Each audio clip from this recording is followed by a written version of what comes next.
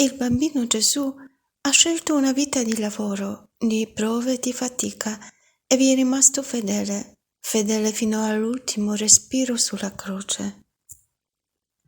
Buongiorno e benvenuti carissimi. All'inizio di questo cammino dell'Avvento vogliamo riflettere sul tema della fedeltà.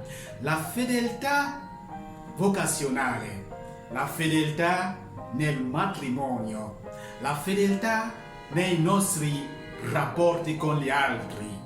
Una domanda che mi viene in mente è quella di sapere se veramente nei nostri giorni esiste la fedeltà.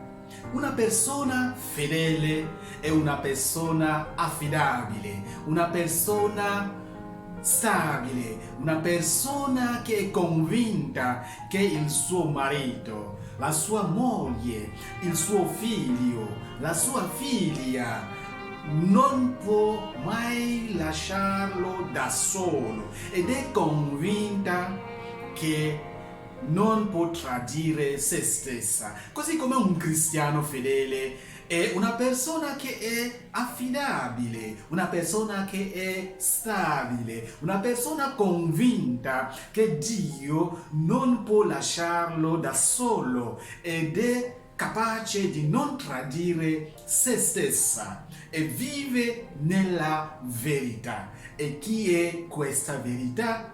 Gesù Cristo è la verità. Gesù Cristo, da quando ha detto il suo sì al suo Padre, nell'incarnazione, passando dalla passione, morte e resurrezione, ascensione al cielo, Gesù è rimasto fedele. E oggi tu, in quanto religioso, religiosa, moglie, marito, figli, padre, fidanzato, fidanzata, come vivi la tua fedeltà? Come vivi la tua fedeltà coniugale? Come vivi la tua fedeltà vocazionale? Come vivi la tua fedeltà religiosa? Come vivi la tua fedeltà relazionale? Ti lascio con questa domanda.